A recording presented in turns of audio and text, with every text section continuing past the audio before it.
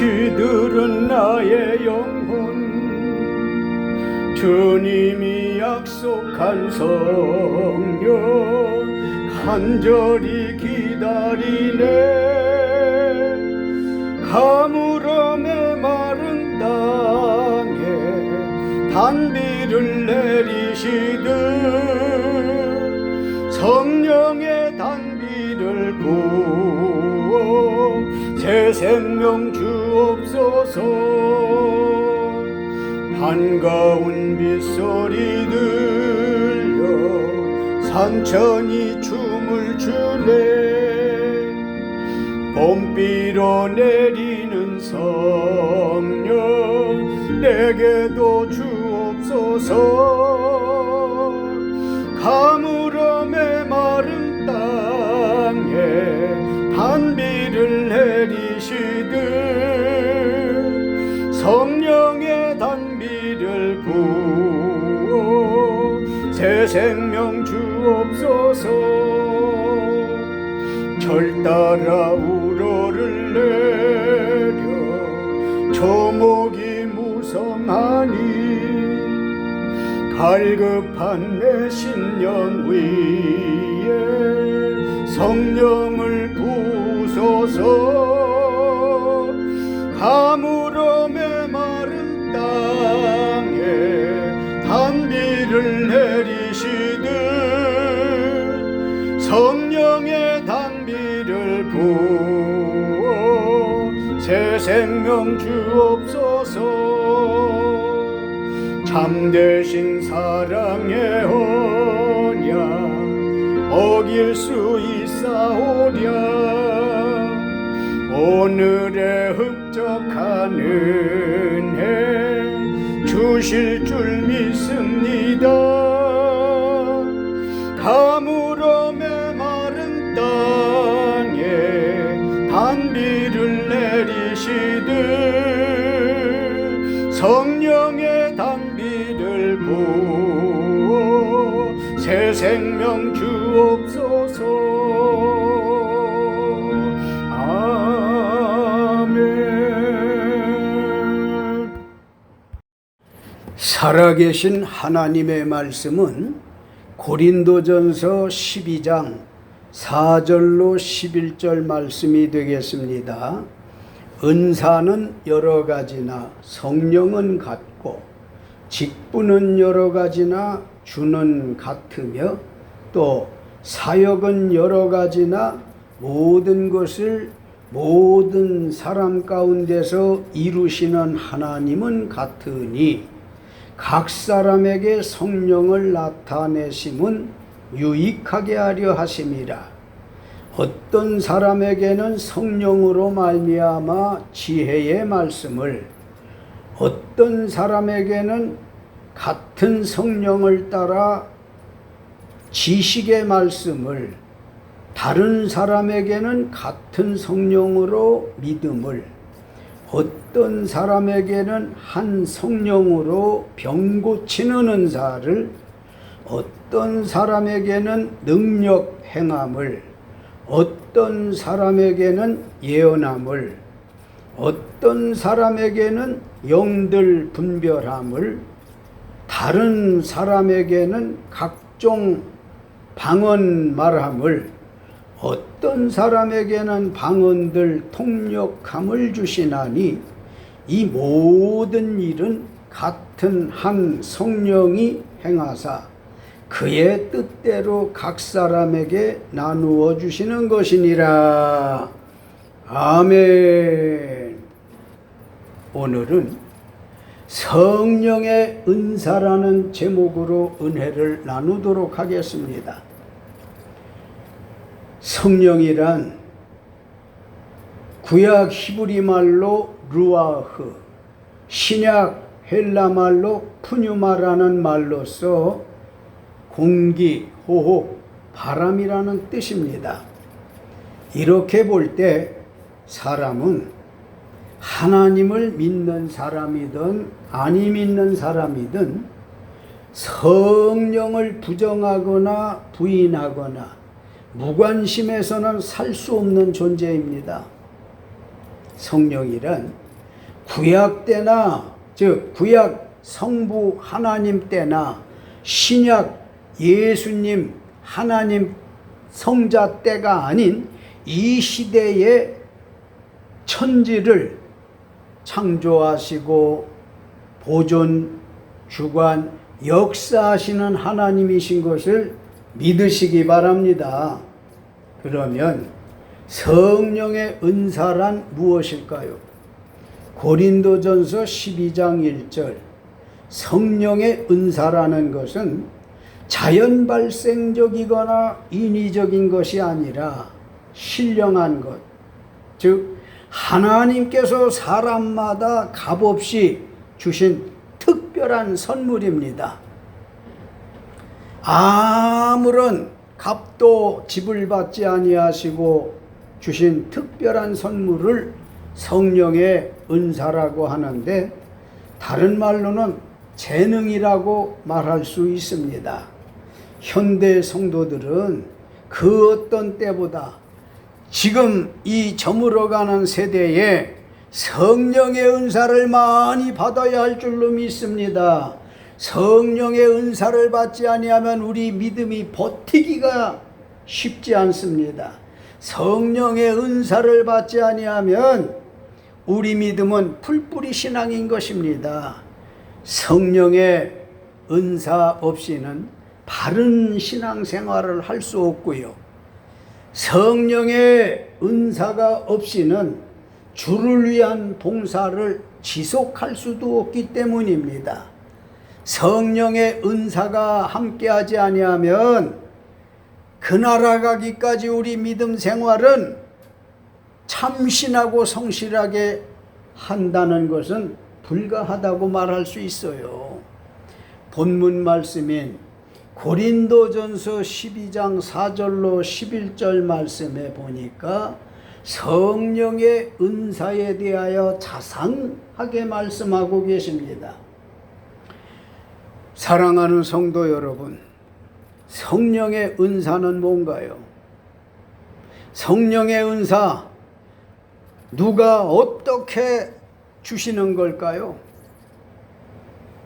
이 성령의 은사는 본문 말씀 4절로 6절과 11절에 보니까 성령의 은사와 직임과 역사는 여러 가지나 다 성령이 그 뜻대로 나눠주신다고 한 말씀을 주목해야 할 줄로 믿습니다. 사람마다 재능이 다르고 재능은 다양성이 있지 않습니까? 이 재능을 사람들이 세상에 올 때 성부, 성자, 성령 하나님께서 우리 인생들에게 주어서 보내셨어요. 그래서 성령의 은사라고 하는 것은 성령 하나님께서 자기 그 뜻을 따라서 나누어 주신다는 겁니다. 그래 우리 은사가 즉 재능이 각각이지만 이걸 다 성령 하나님이 주셨다는 거예요. 그 재능으로 말미암아 우리는 하루하루 살아가고 있어요. 감사하지 않습니까? 그러면 성령이 은사를 주시는 이유는 뭐였을까요? 왜 하나님께서 성령의 은사를 주셨겠느냐는 말씀인데 7절 말씀해 보니까 각 사람에게 성령을 나타내심은 유익하게 하려 하심이라. 할렐루야. 신앙생활에 유익하게 하기 위해서 성령의 은사를 주셨다는 거예요. 우리 일상생활에 유익하게 하기 위해서 사람마다 성령께서 재능을 주셨더라고 하는 거예요. 세상을 아름답게 하기 위함과 자기 인생을 빛나게 하기 위해서와 교회에 부흥하는 데 유익을 도모하라고 성령의 은사를 주셨다는 것을 믿으시기 바랍니다. 성령 은사의 종류는 몇 가지가 있다고 보십니까? 본문 말씀 8절로 10절에 9가지가 있음을 볼 수 있는데, 어떤 사람에게는 성령으로 말미암아 지혜를, 어떤 사람에게는 같은 성령을 따라 지식을, 다른 사람에게는 같은 성령으로 믿음을 주셨고, 은사로 어떤 사람에게는 한 성령으로 병 고치는 은사를 주셨고, 어떤 사람에게는 능력 행하는 은사를 주셨고요, 어떤 사람에게는 예언하는 은사를 주셨다고 그랬어요. 어떤 사람에게는 영들 분별함을 은사로 주시고, 다른 사람에게는 각종 방언 말하는 것을 은사로 주셨다고 그랬고, 어떤 사람에게는 방언들 통역함을 주시나니, 할렐루야, 성령의 은사의 종류는 9가지라고 하는 거예요.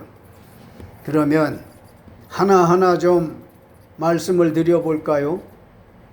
어떤 사람에게는 성령으로 말미암아 지혜의 말씀을, 어떤 사람에게는 성령을 따라 지식의 말씀을 주셨다고 그랬는데, 사람마다 똑같은 은사를 받은 사람도 있지만 그렇지 않은 사람들도 많아요. 어떤 사람에게 말씀대로 참 지혜가 많아. 이 많은 지혜가 하나님의 성령으로 말미암아 그대에게 임한 것을 은사로 아시기 바라고요. 어떤 사람에게는 역시 성령을 따라 지식의 말씀을 그랬는데, 제가 자주 말씀드리고 있습니다마는 예수님의 제자 가운데에 베드로라는 사람이 있었잖아요. 그런데 이 사람은 크게 공부를 많이 한 사람이 아니에요. 해변의 근로자였습니다. 어부였었더라는 건데, 그가 예수님의 부름을 따라가서 은혜와 은사를 많이 받고, 그가 성령으로 거듭난 뒤에 참 아는 게 없는 사람이 설교를 했었을 때 어디서 그렇게 많은 지혜와 지식이 동원이 되어졌는지, 한 번 설교에 3,000명이 회개하고 또 다른 한 번의 설교에서는 5,000명이 회개를 하잖아요. 사도행전 2장과 4장에 있는 말씀이었습니다마는, 베드로에게 이런 지혜와 지식이 있었던 건 성령의 은사였더라고 하는 것을 깨달으시기 바랍니다. 다른 사람에게는 같은 성령으로 믿음을 그랬으니, 믿음이라는 게 다 아무나 믿어지는 게 아니에요. 성경 말씀에 보면 이해하기 어려운 난해한 말씀들이 참 많아요. 그 중에 처녀가 성령으로 잉태하여 아들을 낳았다는 게 믿어지십니까? 물고기 2마리, 보리떡 5개, 즉 오병이어로 장정들만 5,000명을 먹였다. 그리고도 남은 것이 12광줄이나 남았다 한 것이 믿어지느냐고요. 한두 가지 예의 말씀을 드렸지만은 도저히 믿겨지지를 않는데도 믿어지는 건 성령으로 말미암아 주신 은사인 것을 믿으시기 바랍니다. 예수님이 바다 물결을 밟고 가셨다. 예수님이 구름을 타고 승천하셨다. 예수님이 죽었다가 살아나셨다. 회개망측한 말들이에요. 이런 거짓으로 꾸며낸 말같이 여겨지는 것이, 믿어지는 사람은 성령의 은사를 받아서 믿어지는 믿음의 은사가 임했기 때문에 그런 거짓말 같은 말씀들이 믿어지는 것을 믿으시기 바랍니다. 어떤 사람에게는 한 성령으로 병 고치는 은사를 주셨다 그랬어요. 성경에도 보면 베드로나 바울이나 요한 외에도 많은 사람들이 불치병을 고쳐주고 난치병을 고쳐주고 예수님께서도 귀먹어 듣지 못하는 사람도 고쳐주시고 눈을 뜨고도 앞을 보지 못하는 사람 눈도 고쳐주시고 천벌받은 것으로 간주되어졌던 한센병, 나병, 문둥병 다 같은 말이죠. 이런 병자들을 고쳐주셨어요. 이 같은 것은 성령으로 말미암아 어떤 사람에게는 병 고치는 은사를 주셨다는 겁니다. 우리가 영적으로 좀 우둔함이 있는 것 같아요. 하나님께서 여러분과 내가 구했었을 때 주신 은혜도 많고 은사도 많은데 9가지 은사만 생각해도 내가 어떤 은사를 받았는지 알지 못하고 지내는 분들이 꽤나 많이 계신 것 같거든요. 잘 생각해 보십시오. 어느 때 하나님의 성령이 여러분에게 지혜를 주셨는지, 지식을 주셨는지, 믿음을 주시는지, 병 고치는 능력을 주시었는데도 모르고 계신 건 아니신지요? 어떤 사람에게는 능력 행함을 그랬는데 아무나 할 수 없는 능력을 행하는 것도 성령의 역사로 이루어지는, 성령의 은사로 이루어지는 것을 믿으시기 바랍니다. 어떤 사람에게는 예언함을 은사로 주셨다고 그랬어요. 미리의 말씀은 미리 말하는, 미리 말씀하는, 적중되어지는 말씀을 할 수 있는 것은 예언의 은사입니다. 이 예언의 은사 정말 조심 있게 활용해야 돼요. 많은 기도 가운데에 있고 하나님의 말씀으로 충만해 있고 하나님의 성령과 교류, 교통, 소통이 있는 가운데에서 예언을 해도 실수가 생길 수 있는데, 그렇지 못한 사람이 예언의 은사를 받았다고 누군가를 위해서 예언 기도를 해주는데 그 예언 기도 해준 내용이 맞지를 않으면 예언을 받은 사람이 얼마나 실족하고 실망하시겠어요. 이 은사는 정말 신중하게 활용해야 되는 은사입니다. 가끔 예언 기도를 해준다, 예언 기도를 받으러 간다, 이런 말씀하는 분들이 계시는데요. 예언하시는 분이나 예언 받는 분이나 정말 많은 기도 가운데에 하나님의 성령의 은사로 임하기를 바라야지 사사롭게 사람의 생각대로 말해서는 아니 될 줄 믿습니다. 어떤 사람에게는 영들 분별함을 그랬어요. 하나님을 믿는다는 사람들이라고 영이 다 대동소이 똑같지만은 않습니다. 그래서 올바른 영을 가졌는지, 즉 성령을 받았는지 그런 악령을 받았는지 분별하는 것도 은사 중에 하나인데, 어떤 사람에게는 영들 분별함을 주신다는 거예요. 주시기도 했어요. 또 주실 것입니다.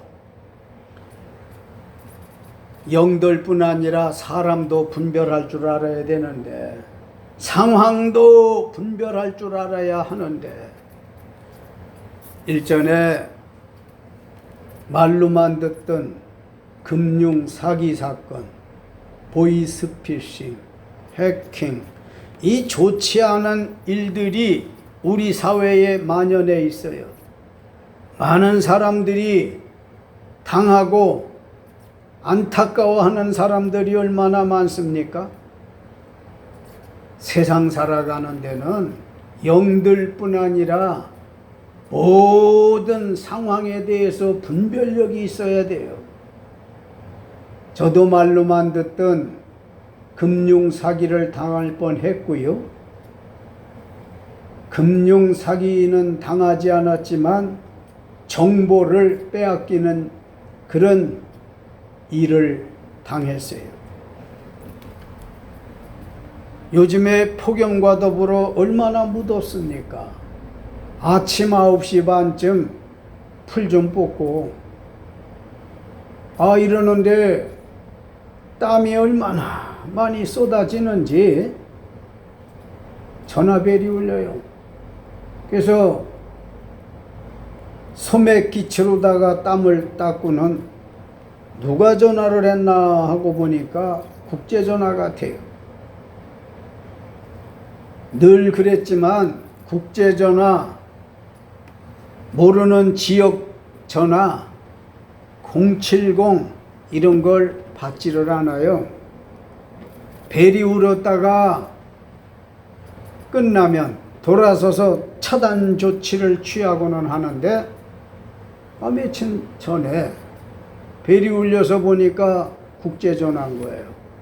다 평상시처럼 벨이 울고 난 다음에 차단을 하면 좋으련만 그날은 통화와 거절 버튼이 있지 않습니까? 폰에 거절 버튼을 쭉 밀었어요. 이제 거절한 걸로 끝났던 거지요. 1시간여쯤 되어지니까 한국 소비자 보호센터 해가지고 문자가 날아들었어요. 보니까 30만 원 인출이 되어졌다는 거예요. 본인이 승낙한 것이 아니면 02 땅땅땅 땅땅땅땅으로 전화를 하라는 겁니다. 그래서 급한 마음에 뜻없이 30만 원이 인출되어졌다고 한다면 어느 누구가 무관심하겠어요. 저도 깜짝 놀라서 문자에 알려준 대로 전화를 했습니다. 그랬더니 한 여성이 전화를 받아요. 아니, 내가요 물건을 산 일도 없고 누구한테 준 일도 없는데 어떻게 30만 원이 인출이 됐을까요? 소비자 보호센터에서 좀 보호해 주십시오 했더니 그 여성이 하는 말이 선생님의 주민등록번호, 핸드폰 번호, 은행 계좌번호와 비밀번호는 일체 말씀하지 마세요. 2번 이어서 말을 하더라고요. 그러니까 소비자 보호센터가 맞구나. 나를 보호해 주기 위해서 그런 정보를 말하지 말라고 한 것 같아서 그걸 주목을 했어요. 그런데 거래은행은 어디를 거래하느냐고 그래요.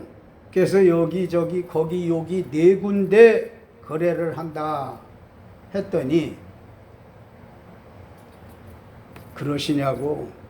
제가 금융감독원에 연락을 드려서 선생님의 잃어버린 30만 원 피해보지 않도록 조치를 취해 주겠습니다.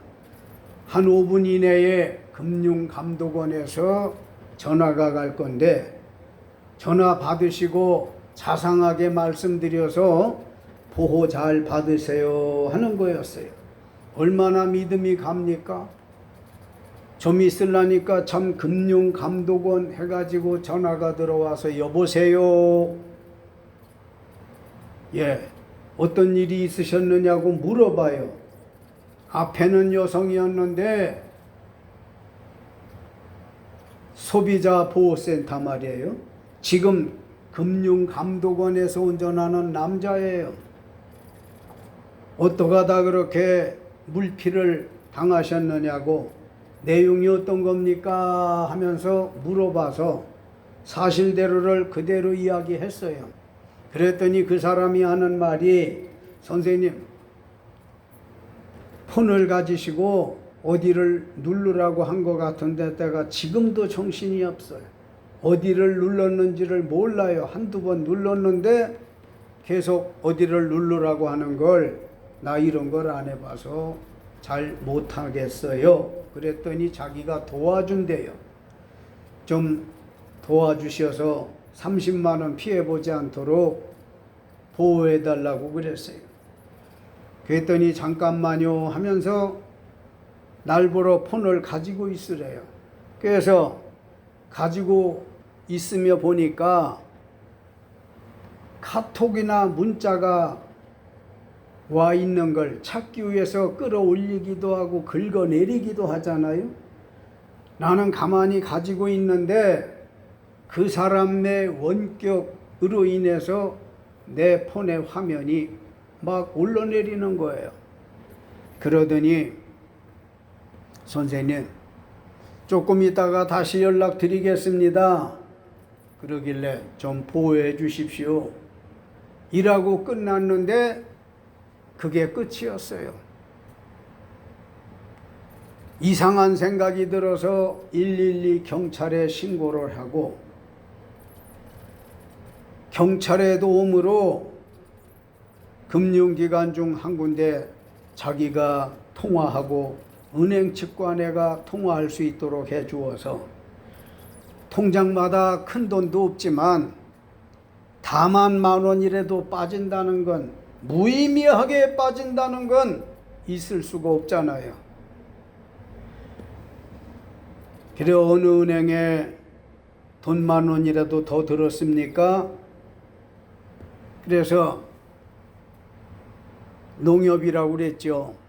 그래서 경찰관이 농협과 연결을 해서 소비자께서 이만한데 상담을 좀 받아보세요 하고 저를 연결시켜 주었고, 저는 은행 측 직원하고 이야기를 하면서 지급 정지 요청을 했던 거예요. 정지를 걸어놨어요. 그리고 다른 3군데에도 그와 같은 방법으로 일절 지급하지 말아달라고 정지 요청을 하고는 이튿날 아침에 가서 어저께 이렇게 지급 정지를 걸었는데 확인 좀 해주시라고, 보니까 잘 조치가 취해져 있어요. 그래서 그걸 풀고 통장 계좌번호에 대해서는 비밀번호를 바꾸고 신용카드에 대해서는 재발급을 요청해서 받았습니다. 그리고 몇 시간 뒤에 보니까 돈은 빠져나가지 않았습니다. 30만 원이. 그런데 수백 명 되어지는 연락처 지인들 번호가 통째로 사라졌고요. 카톡, 문자, 갤러리 사진, 메모첩, 소중한 정보가 싹 빠져나가고 폰은 껍데기만 남았습니다. 이런 횡한 일이 어디 있겠어요? 왜 이런 일이 있었겠어요? 분별을 제대로 못해서 그렇게 되어진 겁니다. 평상시는요, 대체로 많은 사람들이 돈 들어오고 나가는 거 입금과 지출 폰 화면에 알려주잖아요. 그거라도 확인을 했던가, 아니면 조금 시간이 걸려도 가까운 은행에 가서 통장 정리를 해보면 진짜 30만 원이 빠졌나 안 빠졌나를 확인할 텐데, 그런 걸 평상시에는 뻔연히 잘 아는데 30만 원 인출되어졌다고 하는 그 문자를 보고는 그런 생각이 일절나지를 않았어요. 한마디로 물피는 없었지만은 정보는 다 빼앗겼어요. 우리처럼 나이가 있는 사람들은 메모장에다가 중요한 걸 다 메모하지 않습니까? 예를 들어서 어느 은행의 계좌번호 옆에 비밀번호를 써놔. 그런 말은 하지 않았지만 통째로 송두리째 빼앗겼으니까, 바쳤으니까 다 말해준 것과 뭐가 다를 게 있겠어요. 말은 사라진다 치고도 글로 남아있는데 이런 금융 사기를 당할 뻔 했었으나 정보는 다 날아갔지만 왜 이런 일이 생겨졌습니까? 분별할 줄을 모르면 이런 일이 생기더라는 겁니다. 영적으로도 영들이 하나님께 속하여 있는 영혼인지 사탄에게 속해 있는 영혼인지를 분별할 줄 아는 은사가 있으시기를 주님의 이름으로 축원합니다. 다른 사람에게는 각종 방언 말함을, 어떤 사람에게는 방언들 통역함을 주시나니, 이렇게 해서 성령의 은사는 지혜와 지식과 믿음과 병고침과 능력 행함과 예언과 영들 분별과 방언과 방언 통역, 이 9가지 은사가 있더라고 하는 것인데, 이 9가지 성령의 은사는 성령으로 말미암아 주시는 것이라는 겁니다. 성령이 자기 뜻대로 나누어 주는 것이라는 거예요. 그래서 사람마다 재능이 다른데도 이 재능을 자기에게서 생산되어진 것이 아닙니다. 하나님의 성령이 우리를 세상에 보내실 때 재능을 주어서 보내주셨어요. 그래서 이렇게 하루하루를 살아가는 걸 감사하셔야 될 터이고, 성령이란 구약 때나 신약 때가 아닌 이 시대에 천지를 주관하시고 역사하시는 하나님이신 것을 믿으시기 바랍니다. 사도행전 10장 45절에 베드로와 함께 온 할례 받은 신자들이 이방인들에게도 성령 부어주심으로 말미암아 놀라니. 아멘. 성령의 은사를 누구에게 주시는 건가요? 본래 할례 받은 신자들에게 성령을 주셨는데, 베드로는 고넬료의 집에 가서 그를 만나 예배하라고 해서 그대로 이행을 했어요. 그런데 고넬료와 외의 가족들, 한마디로 이방인들에게도 성령 부어주심을 보고 놀랐더라고 그랬어요. 아니, 유대인들, 하나님을 믿는 사람들에게만 성령을 부어주셨는데 어쩌려고 하나님께서 이방인 고넬료와 그 일행들에게도 성령을 부어주셔서 저들이 방언을 말하고 했을까? 깜짝 놀랐던 것입니다. 이방인들에게도 성령 부어주셨던 것은 지금은 때가 악하고 급하고 주님 오실 때가 가까워 옴에 따라서 신앙인 비신앙인인 이방인 유대인 가림없이 한 사람이라도 더 구원하시려는 하나님의 의도인 것을 믿으시기 바랍니다. 결론적으로 성령의 은사는 9가지가 있는데 11절 9가지 은사는 같은 한 성령이 행하사 성령의 뜻대로 각 사람에게 나누어 주신다고 하셨으니, 여러분, 우리가 재능이 누구는 어떤 좋은 것이 있고 누구는 이런 것이 있고 한데 나는 없다고 불평하여 하지 마십시오.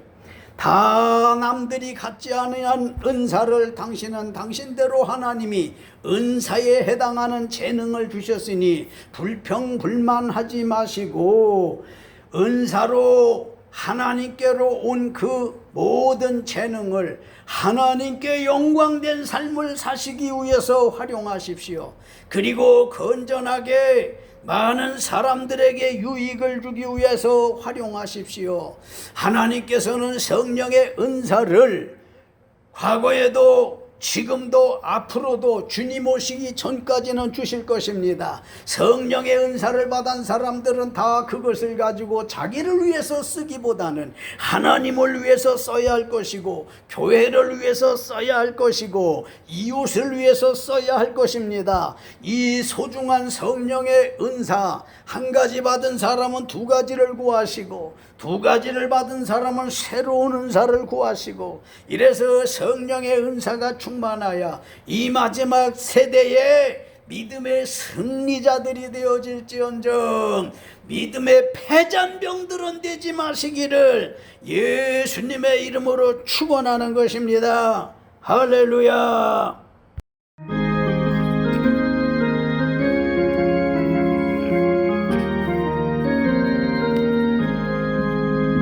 내가 매일 기쁘게 순례길 행함은 주의 팔이 나를 안보함이요, 내가 주의 큰 복을 받는 참된 비결은 주의 영이 함께함이라.